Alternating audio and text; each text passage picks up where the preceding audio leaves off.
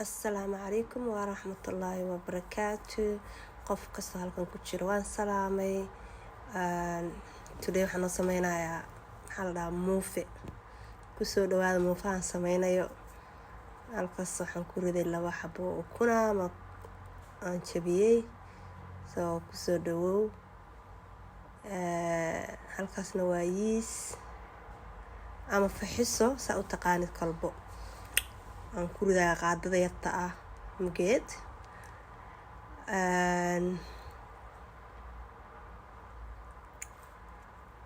marka hore intaan ku shubin sokortana waan iloobe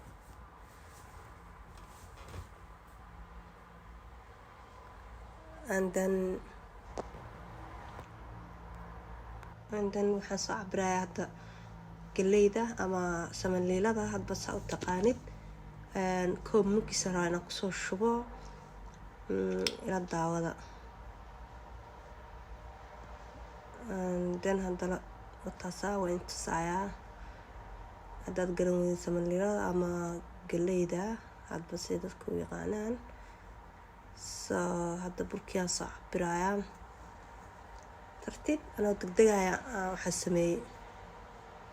mis orod baa la dhahaa marka wakaasaa koobkaasa ku cabbiray koobkaas iyo barkiis bur aan faxisay waxba lahayn oo baleyna meesha ku shubay bur koob aan haaf iyo 2 qaado sokor hore ugu sii shubay because sokorta moogtahay waxay ka dhigtaa burka guduuday ka dhigtaa ama brown bay ka dhigtaa koob caano oo kulul warm aad ma kululo waa warm waan ku shubay burkiyaa soo qasay andana halkaasa dhigay baxdasan ku xiray 1 saac kadib aan u imid andana saas u ekaaday soo kacay arag waaw caadi maaha saas u ekaaday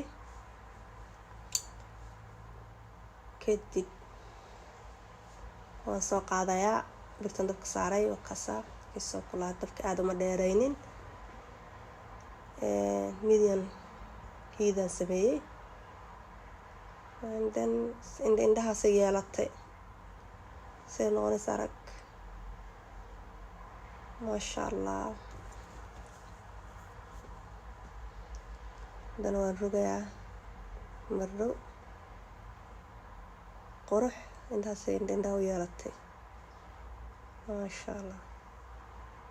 and then labada dhinacba maasha allah bay ka noqonaysaa brown aan jileec aan kaale iska arag haddaad ka heshay soo tijaabi ma garatay oo kaasa xoogaa waxaan rabaa inay khafiif yaro noqoto inaad cuslaanin taas waa qaadada sugu leeyahay yeah wakaasa maasha allah xabadi kaasa u rogay ayadana brown maasha allah sugadaasa usoo sameeyey maasha allah dee wakaasa